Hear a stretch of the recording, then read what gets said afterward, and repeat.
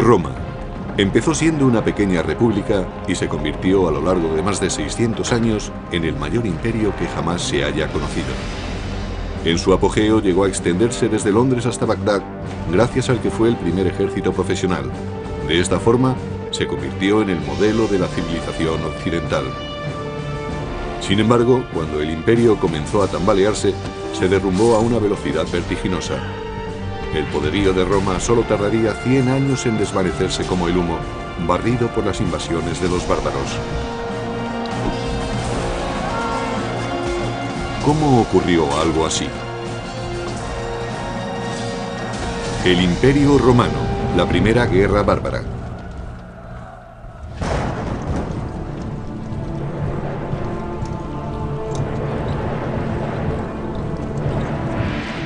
Estamos a finales del siglo II a.C., 100 años antes de la crucifixión de Jesús, una década antes del nacimiento de Julio César. Roma se enfrenta a una transición que cambiará su destino para siempre.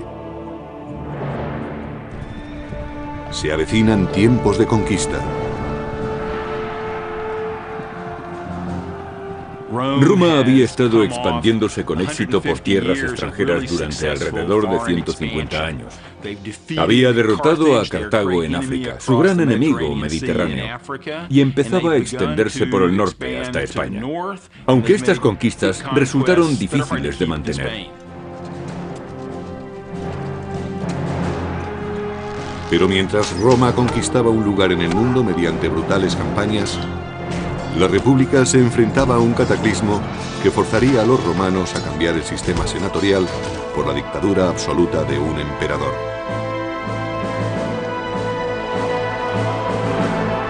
Todo empezó con la primera guerra con los bárbaros. En el año 113 a.C., Roma era dueña absoluta del Mediterráneo, pero junto con los territorios conquistados aparecieron nuevos enemigos. Los romanos sabían que había otras gentes más allá, especialmente al norte, y que eran incluso más temibles que los ejércitos que habían derrotado anteriormente. Les preocupaba que aquellas gentes invadieran Roma. Más allá de las fronteras romanas, los soldados se enfrentaban a una clase desconocida de guerreros. Los llamaban bárbaros, una palabra que significaba extranjero y rudo. Cualquiera que no siguiera las costumbres ni hablara las lenguas clásicas latín o griego era considerado alguien diferente, un bárbaro. Para los romanos estas gentes eran inferiores porque eran mucho menos civilizados que ellos. Solo la escarpada cordillera de los Alpes mantenía a raya a los bárbaros del norte. Desde el punto de vista de los romanos, la cordillera de los Alpes al norte de Italia era la barrera que los mantenía separados de las invasiones. Pero los romanos no controlaban aquella barrera. Sabían que podía ser rebasada en cualquier momento y temían que el enemigo entrara en Roma a través de ella.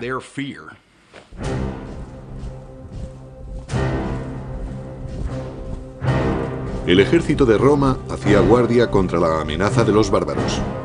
Este ejército era una milicia de voluntarios orgullosa de su disciplina, de su entrenamiento y de sus armas. Los soldados romanos de a pie llevaban armadura de metal y cuero, un casco y algo para proteger el pecho. En conjunto, la armadura pesaría entre 25 y 30 kilos, la mitad de su peso corporal.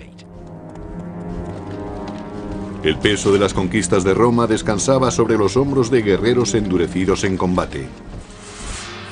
Pero en la capital, eran los miembros del gobierno los que recolectaban los beneficios. Roma todavía no era un imperio, sino una república dirigida por el Senado. En la cima política había 2 cónsules electos.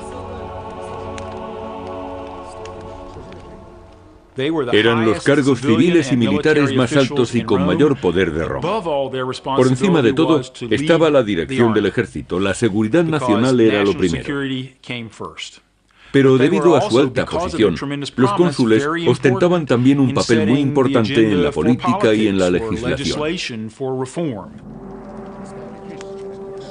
A pesar de que la República Romana se regía por ideales democráticos, los hombres no nacían iguales. A pesar de que los soldados ganaran numerosas batallas para Roma, jamás podrían aspirar a ser cónsules. El más alto cargo del Estado estaba reservado a familias importantes, como la de Gnaeus Papirius Carbo. Un número muy reducido de familias dominaba las elecciones a cónsul, debido a que en Roma se creía que eran imprescindibles los honores que provenían directamente de personas distinguidas de la sociedad. Al expandirse Roma, los honores dejaron de basarse en el mérito para hacerlo en el dinero. Lo que ocurrió fue que conforme Roma iba conquistando más territorios, más riquezas había en las ciudades del imperio. Y las riquezas ligadas al poder corrompían a ciudadanos y aristócratas por igual. Según se conseguía más poder con las riquezas, más atractivas eran estas para la sociedad romana y más peso tenían en la política. Gracias a su fortuna, Carbo pudo comprarse el puesto de cónsul. El sistema electoral en Roma, a finales de la República, era extremadamente corrupto. Había personas que otorgaban toda clase de prebendas, hacían regalos o simplemente pagaban para conseguir votos. Pero al norte de Europa, una peligrosa tribu desconocida hasta entonces, la de los cimbrios, avanzaba desde sus poblados hacia territorio romano. Sin ningún atisbo de civilización, los cimbrios infundían terror, según relata el antiguo historiador y biógrafo Plutarco. Se creía que eran tribus germánicas, debido a su gran estatura y al color azul claro de los ojos. Además, su nombre, cimbrios, es el término germánico para saqueadores. Conducidas por un gran líder, Boiorix, sus hordas dejaban un rastro de destrucción allá por donde pasaban. Eran gentes características de la Edad de Hierro. Todavía hoy no se sabe exactamente qué es lo que buscaban. Quizá quisieran apoderarse de provincias que se habían hecho ricas comerciando con Roma. Es posible que solo buscaran la fortuna de las tierras próximas al Mediterráneo. Los cimbrios no eran los únicos a los que atrajo la creciente riqueza de Roma. Más hacia el sur, otras dos tribus bárbaras se unieron a ellos, los teutones y los ambrones. Los ejércitos bárbaros combinados se dirigieron directamente a territorio romano a través de un paso alpino, solo guardado por los habitantes de Noricum o Nórica.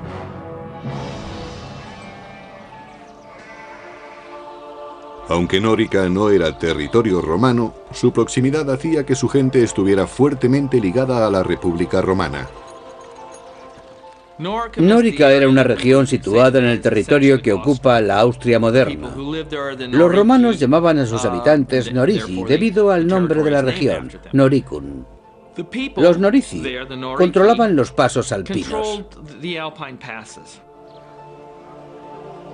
Los romanos comerciaban también con los Noirici, pues tenían fama por su habilidad en el trabajo de los metales preciosos y del hierro. La riqueza de los Norici se basaba fundamentalmente en materias primas tales como oro, plata y sal. La minería de la sal era muy importante en los Alpes. Los romanos necesitaban grandes cantidades de sal para usarla como conservante y requerían ese conservante permanentemente. Los pueblos de Nórica eran una tentación irresistible para los despiadados guerreros cimbrios. No les faltaban armas, por lo que podían iniciar un saqueo en cualquier momento.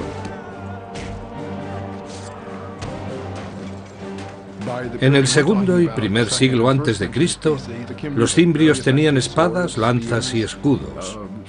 Los cascos eran muy raros, pero estaban equipados con un armamento muy efectivo. Pero los bárbaros ansiaban algo más que las riquezas de los habitantes de Nórica. Los bárbaros del norte emigraban para conquistar nuevas tierras. Su objetivo no era simplemente realizar una incursión y marcharse. Querían vivir cerca de Roma. Los artesanos de Nórica no tenían ninguna posibilidad contra los guerreros del norte.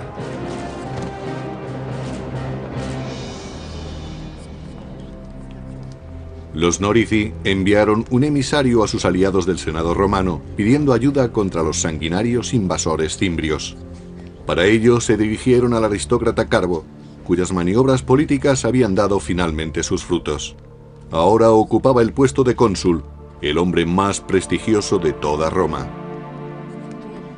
Carbo ordenó a su ayudante que empezara los preparativos para la guerra. Tenía solo un año para ganar la gloria y la riqueza que da la victoria. Tenía que demostrar sus cualidades de dirigente por medio de un acto viril. Y ese acto viril era hacerse con el éxito en el campo de batalla. Los generales no solo cosechaban para ellos y sus familias, sino para todos los que les seguían.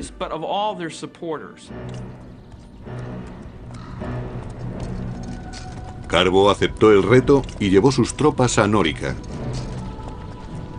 A pesar de su total inexperiencia en las artes de la guerra, estaba ansioso por demostrar que era algo más que un acaudalado senador.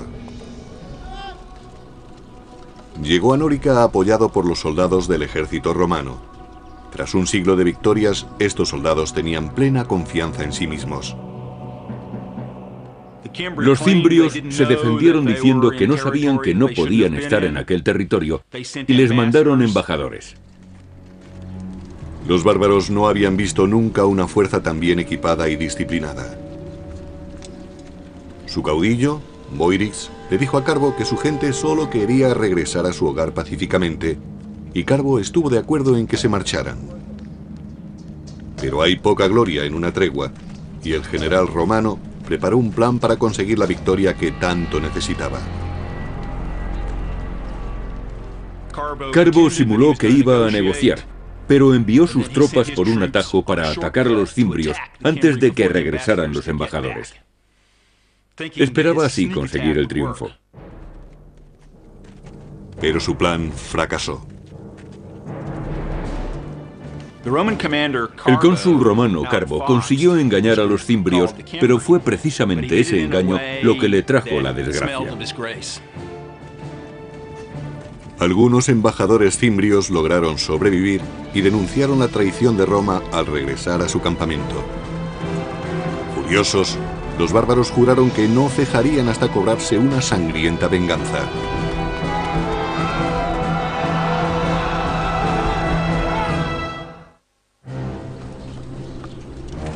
En 113 a.C., el general romano Carbo parlamentó en busca de paz con unos violentos bárbaros, los cimbrios, pero finalmente se retractó y asesinó a sus embajadores. Su traición despertó la ira de los bárbaros, quienes daban un gran valor a la palabra dada. Jurando vengar a sus camaradas caídos, los cimbrios devolvieron el golpe con súbita furia. Así lo escribió el biógrafo clásico Plutarco. Su valor y osadía no tenían parangón. Se lanzaron a la batalla con la velocidad del rayo. Nada podía detenerles.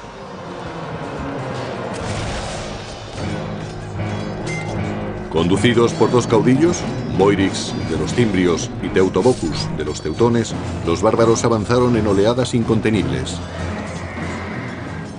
Por la arqueología sabemos que disponían de buenas armas, tan buenas como las de los romanos. Hoy sabemos que estaban organizados militarmente, es decir, que la infantería estaba dirigida por oficiales, pero los romanos no se dieron cuenta de ello hasta que fue demasiado tarde. Carbo se encontró repentinamente desprovisto de las comodidades y privilegios de la vida política de Roma. Allí el lenguaje del poder era hablado con sangre y acero. Como cónsul magistrado jefe de la guerra, había fallado miserablemente. Debido a que el cargo de magistrado jefe de la guerra solo duraba un año, quien lo ocupaba solía ser un novato en el campo de batalla. Era frecuente que la dirección de la guerra estuviera en manos de ineptos y que ocasionalmente acabara en un desastre para Roma. La batalla de Nórica fue uno de esos desastres. Al final, los romanos evitaron ser masacrados gracias a una tormenta descomunal que descargó con fuerte aparato eléctrico truenos y lluvia.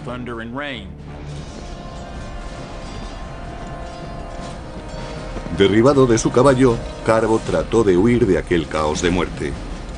Pero escapó de la batalla solo para suicidarse, pues había caído en desgracia ante Roma y ante los ojos de los dioses. Los dioses salvaron a los romanos, pero solo después de que un gran número de ellos hubiera muerto. Dedujeron que los dioses estaban descontentos con el comportamiento de Roma. A pesar de lo ocurrido, los romanos siguieron creyendo que solo los aristócratas podían conducirlos a la victoria. Los romanos creían que lo antiguo era lo bueno y que lo nuevo era peligroso. Por eso los políticos y líderes preferían personas procedentes de una familia con un amplio historial. A lo largo de la década siguiente, una serie de nobles más arrogantes que capaces dirigieron los ejércitos para proteger la provincia que Roma tenía en las Galias. Se enfrentaron a los bárbaros en Tolosa, Burdigalia y finalmente en Aurasio, ciudades que hoy en día conocemos como Toulouse, Burdeos y Orange. En cada combate, los bárbaros derrotaron completamente a las legiones romanas. Los romanos tenían su propia manera de combatir. En la película Gladiator se muestra una representación perfecta de cuando Roma combatía. Preparaban durante horas el orden de combate y luego se lanzaban al ataque. En contraste, el contraataque de los bárbaros era impredecible y devastador para las filas romanas. Si un soldado de una fila caía abatido, el que estaba detrás de él ocupaba su puesto. Los soldados veían la muerte muy de cerca.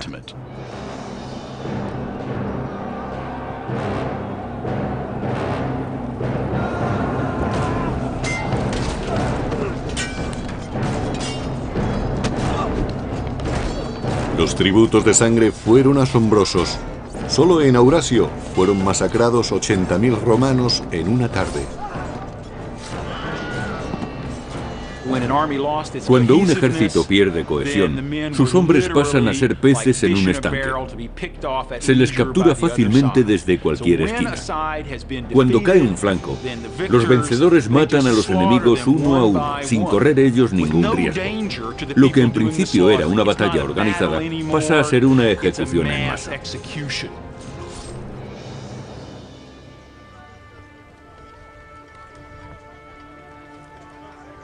En el año 105 a.C., los cimbrios y sus aliados deseaban algo más que la sangre y el botín de Roma.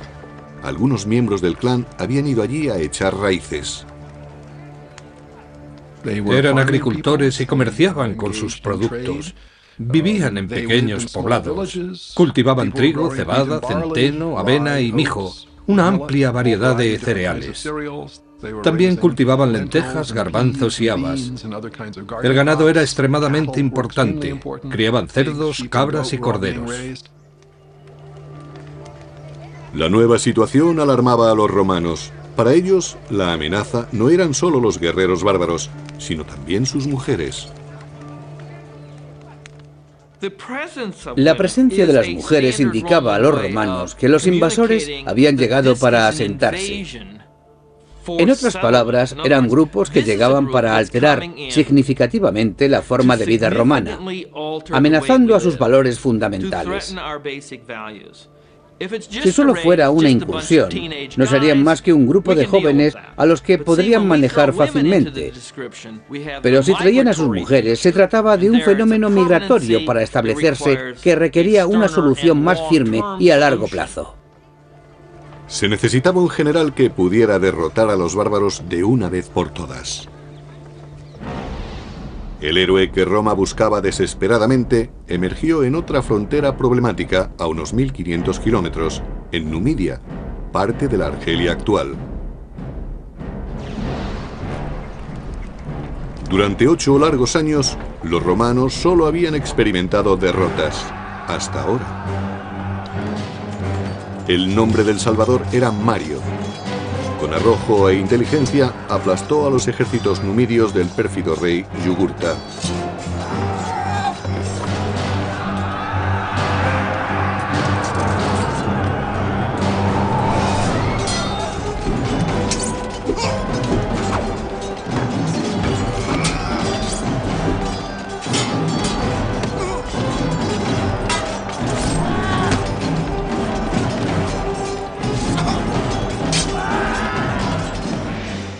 Roma necesitaba grandes soldados, y Mario era el mejor que había tenido.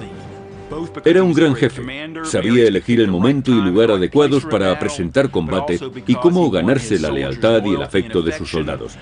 Cavaba trincheras junto a ellos.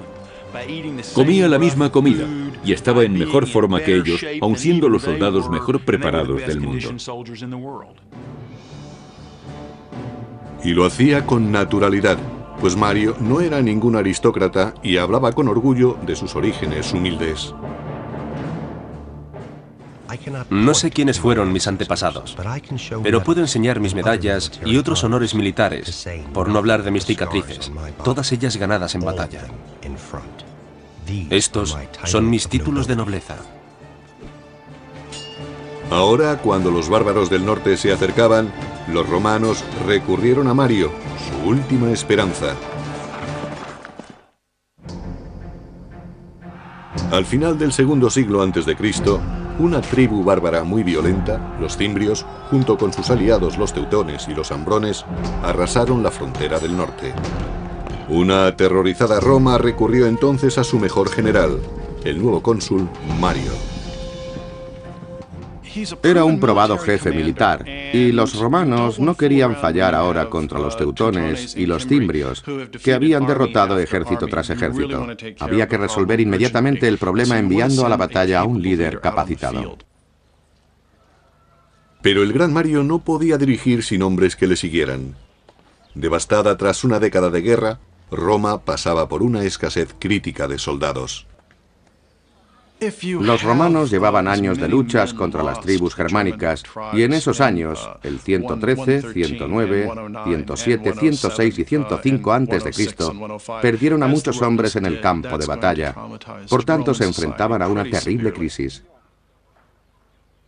A pesar de una enérgica campaña de reclutamiento, Mario no logró encontrar suficientes terratenientes que quisieran luchar.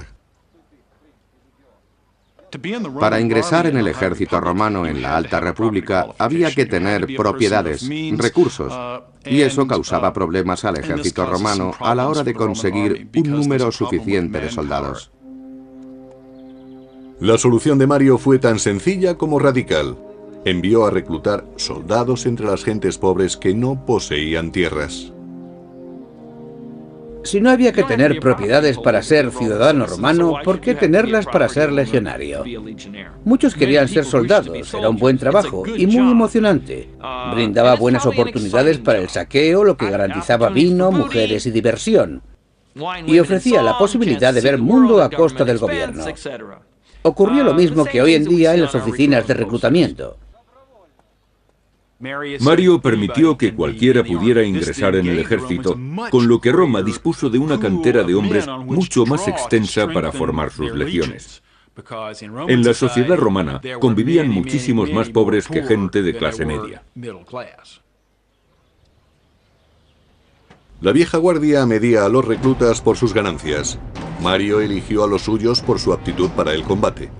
Si podían enfrentarse a un legionario, podrían enfrentarse a los bárbaros. Al extender la búsqueda de legionarios a todo el proletariado, se consiguió inmediatamente que el soldado corriente dependiera aún más del éxito del jefe. Se suponía que el general debía mantener a los soldados que trabajaran bajo sus órdenes y ser generoso con ellos. Atraídos por la promesa de ganar riquezas, surgió una nueva clase de soldados romanos. Mario prometió darles todas las armas y formación que necesitaran. Os enseñaré a derrotar al enemigo, a no temer más que a la desgracia, a dormir en el suelo y a luchar con el estómago vacío. En el año 104 a.C., Mario se dirigió con su ejército a las Galias para enfrentarse a los cimbrios. Por suerte para los romanos, los bárbaros eligieron ese preciso momento para abandonar las Galias e invadir Hispania. Aquel error táctico dio a Mario un tiempo precioso. Mario formó un nuevo ejército partiendo de la nada y consiguió que sus soldados se endurecieran y se desvivieran por su ejército. Mario introdujo muchas innovaciones en el ejército. Entre otras cosas, distinguió cada legión con un águila de plata como estandarte. También entrenó a sus hombres para que llevaran su equipo. Así se desplazaban más rápidamente. Pero a veces iban tan cargados que decían de sí mismos que eran las mulas de Mario. Por tanto, no necesitaban animales de carga para llevar a su ejército al combate. Ellos mismos hacían de mulas. Aquello les hacía más efectivos, más flexibles. Fue precisamente esa flexibilidad de las legiones lo que hizo que triunfaran las reformas de Mario, además de la estandarización del equipo. Bien equipados y unificados en espíritu, los soldados de Mario estaban listos para luchar, pero aún no habían sido probados en combate. Pasaron 2 años sin que aparecieran los bárbaros, pero seguían inspirando temor. Los romanos ignoraron los antiguos límites del mandato consular y reeligieron cónsul a Mario como magistrado jefe de la guerra. Para resolver parte del problema de la amenaza del norte, le dieron a Mario un mando extraordinario en los años 104, 103, 102, 101 y 100 para que siguiera siendo cónsul. Lo reeligieron una vez tras otra. Finalmente, la amenaza fantasma se hizo real en el año 102 a.C. Los cimbrios, teutones y ambrones partieron del norte y del oeste en dirección hacia Roma. Mario construyó una fortaleza cerca de Aurasio y envió otro destacamento para proteger Nórica. Sobre todo, debían proteger los accesos alpinos a Roma. Al cabo de unas semanas, la mitad de la horda de teutones y ambrones rodeaban el fuerte de Mario. Una visión terrible, según Plutarco. Sus tropas parecían infinitas. Su visión era espantosa. Su forma de hablar y sus gritos no se parecían a nada que hubieran oído antes. Sin embargo, Mario obligó a sus soldados a fijarse en ellos y a aprender. Mario era un militar brillante. Conocía la vida, la forma de pensar y la psicología de los soldados. Mario hizo que la República Romana confiara en que podían derrotar a los bárbaros más fieros del mundo. La fortaleza se mantuvo, y aunque los teutones y los ambrones no pudieron pasar, una fuerza de 150.000 hombres se dirigió hacia el sur en busca de otro paso entre los montes. Los romanos les siguieron a la distancia, sin prisas, esperando el momento y el lugar oportuno. Mario eligió el campo de batalla perfecto desde donde lanzaría el poderío de su poco convencional ejército.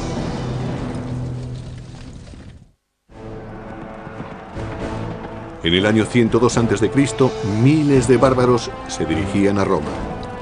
El gran general romano Mario persiguió a los teutones y ambrones mientras trataban de encontrar un paso entre los Alpes.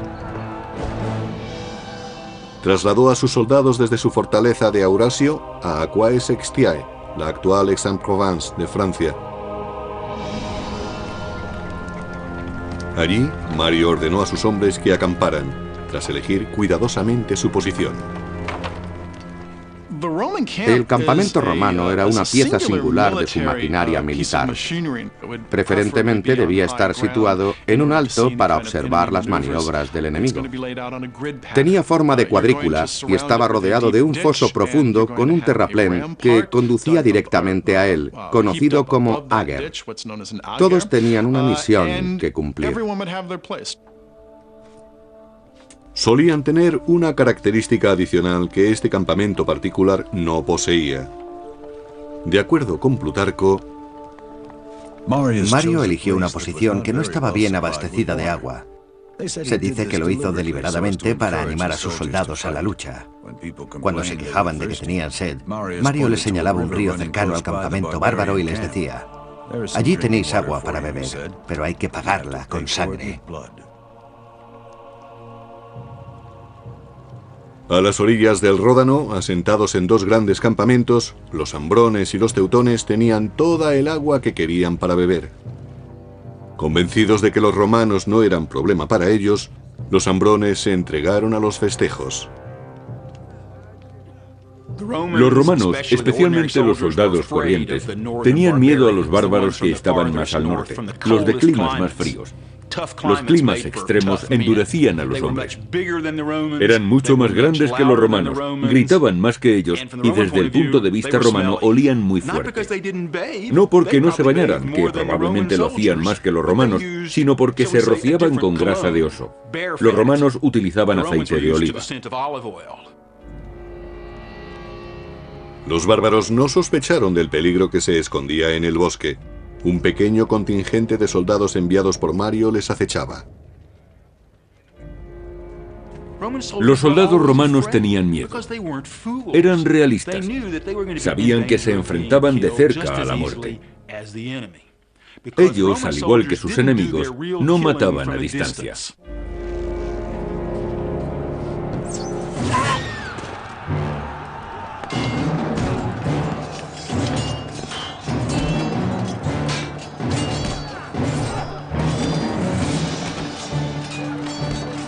Las mulas de Mario se lanzaron al ataque, pero los bárbaros acudieron rápidamente en masa para contraatacar.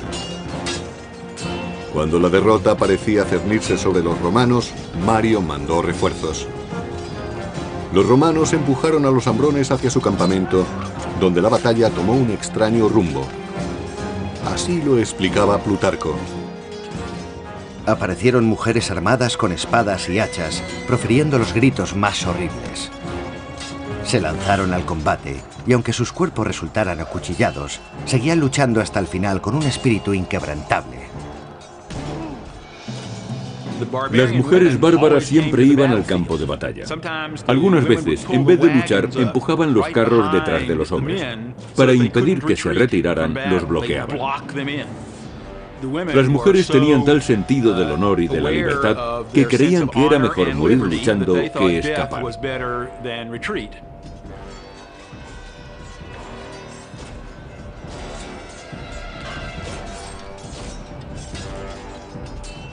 Para los romanos, aquellas mujeres resultaban increíblemente valientes y bravas. Creían que los bárbaros aceptaban los mayores riesgos al traer a sus familias al campo de batalla. Lo arriesgaban todo a una jugada. Su lema era vencer o morir, y eso incluye a todos, hombres, mujeres, niños y recién nacidos. Pero los romanos también tenían algo que proteger, su tierra y su honor. Con las artes que Mario les había enseñado, consiguieron su primera victoria contra los invasores germánicos en más de una década.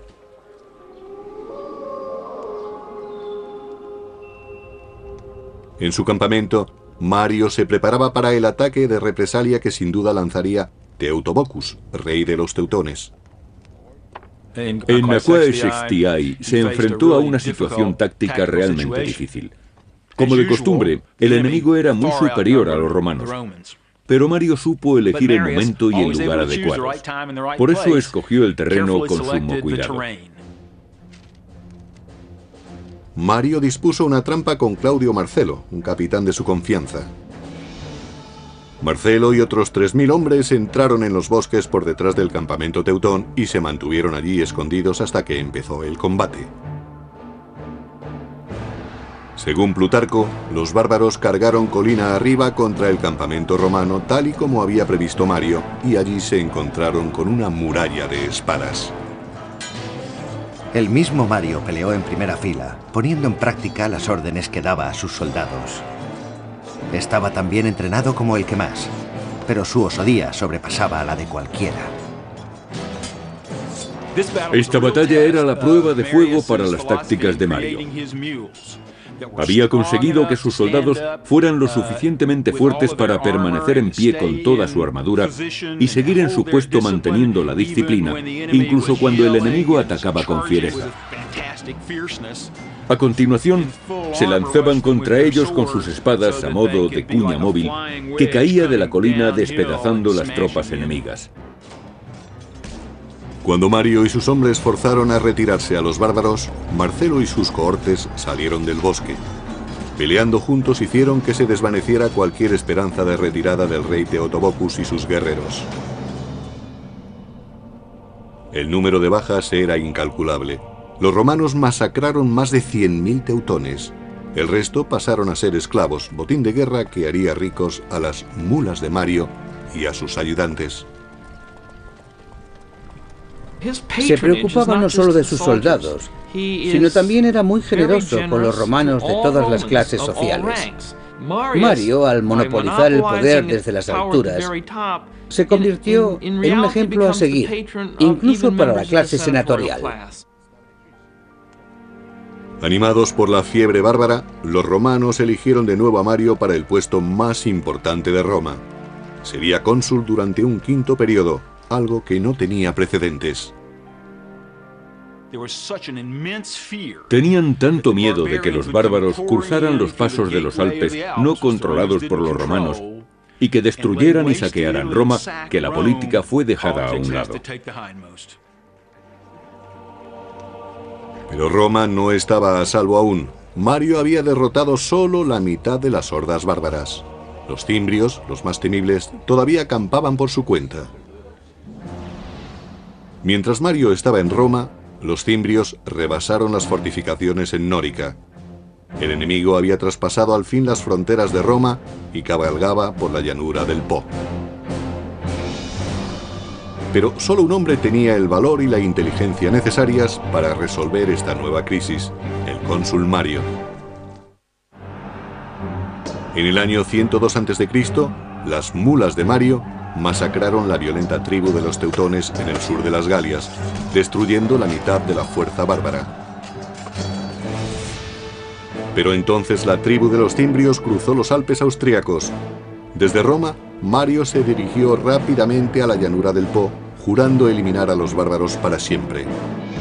Cuando Mario llegó al campamento romano, los cimbrios mandaron un mensajero. No querían atacarles, sino presentar una demanda. Los cimbrios dijeron a Mario que no querían pelea. Estaban allí porque deseaban tierras, como las que había recibido su tribu vecina al otro lado de los montes de Francia. Al parecer, los cimbrios no sabían nada de la derrota de sus camaradas teutones. Entonces Mario, con una sonrisa sarcástica, les dijo: no tenéis que preocuparos. Vuestros hermanos ya tienen sus tierras, y estamos deseosos de daros las mismas tierras a vosotros. Con eso quería decir que les darían una fosa. Incrédulos, los cimbrios pidieron pruebas. Así lo explicaba Plutarco. Mario, fingiendo solemnidad, les dijo: vuestro amigo está aquí, no os vayáis sin saludarlo. Y ordenó que Teutobokus, rey de los teutones, fuese llevado ante él cargado de cadenas. Mario no firmó ningún tratado con los cimbrios y su enviado se marchó jurando vengar a su aliado vencido. A pesar de la reciente victoria de Mario contra los bárbaros, los romanos seguían en franca inferioridad numérica frente a los guerreros del norte.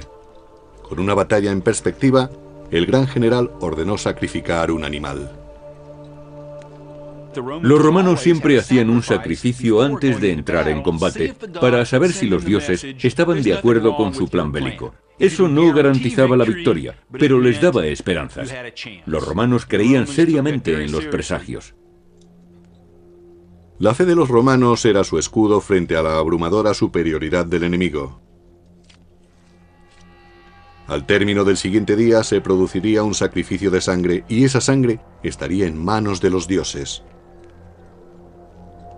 Mario examinó las entrañas del carnero buscando un signo y encontró que los cielos le favorecían.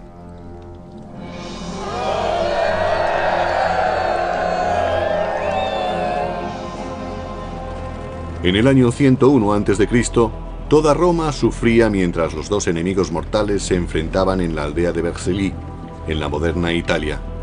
Formada por 15.000 jinetes, la caballería de los cimbrios avanzó por el campo de batalla. Le seguía de cerca su temible infantería, miles de hombres en masa corriendo a toda velocidad.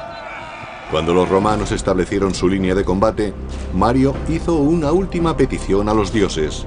Así lo explicaba Plutarco.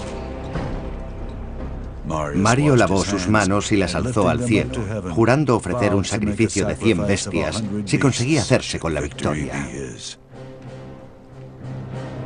En conjunto, los romanos contaban con algo más de 50.000 hombres para enfrentarse al doble de cimbrios. Eran la pesadilla de los romanos, pero Mario supo burlar al enemigo. Situó sus tropas de forma que el sol saliera por detrás de sus soldados para que cuando estuviera en el cenit se reflejara en las armaduras y éstas proyectaran destellos.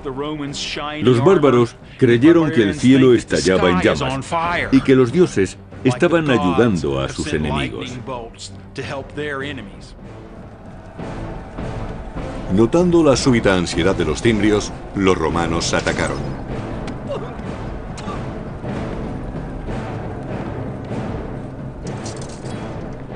Los romanos tenían honderos y arqueros, pero la infantería era su principal fuerza de combate. Eran hombres que no flaqueaban ni al ver la sangre ni al escuchar los gemidos de los que morían. No podían saber a quién tenían detrás o a su lado porque llevaban casco. Apenas si podían ver lo que tenían por delante. Necesitaban un valor y una voluntad extraordinarios para sobreponerse al miedo. En Vercelli, los romanos mataron a 120.000 cimbrios y, lo que es más importante, acabaron con los temores que habían amenazado a Roma durante 13 años.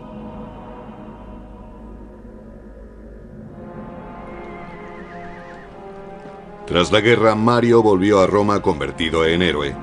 La multitud lo ensalzó como salvador de la República. A pesar de la vieja ley que no permitía ser cónsul 2 veces consecutivas, fue aclamado nuevamente para el puesto. Al hacerse de nuevo con el poder para el pueblo, Mario se acercaba cada vez más al concepto de jefe absoluto, el emperador. Y eso era exactamente lo que la aristocracia temía. Desaparecido el peligro de los bárbaros, muchos nobles se declararon abiertamente hostiles a Mario. Para permanecer en el poder, Mario tenía que buscar apoyos, y para ello acudió a políticos corruptos, partidarios del soborno y el asesinato. Desgraciadamente, Mario no supo elegir bien a sus aliados. En el terreno político, Mario no era decisivo, ni tenía la perspicacia que había tenido en combate con las lanzas y las espadas. Celoso de otros potenciales líderes militares, Mario ordenó asesinar a muchos de sus rivales. Bajo el mandato de Mario, la violencia se impuso al debate a la hora de dilucidar diferencias políticas. El general había salvado a Roma, solo para recortar el poder de la República. Sin embargo, Mario nunca perdió el afecto popular. En el año 86 a.C., poco antes de su muerte, le volvieron a elegir para un extraordinario 7º mandato consular. Dejó un legado de poder en manos de los militares y un legado de apoyo popular para el hombre que ostentara ese poder. Supuso un punto de inflexión que cambiaría el equilibrio de poder. En lugar de controlar el sistema consular entre varias familias, lo haría un único jefe militar. A partir de ese momento, el poder del dinero y el respaldo popular serían usados tanto como apoyo como para amenazar a los enemigos políticos. Y eso, al final, acabó convirtiéndose en un problema para la gobernabilidad de Roma. Cuando el imperio comenzaba a deslizarse lentamente hacia la dictadura, Roma entraría en un periodo de injusticia política y en una guerra de la que jamás se libraría.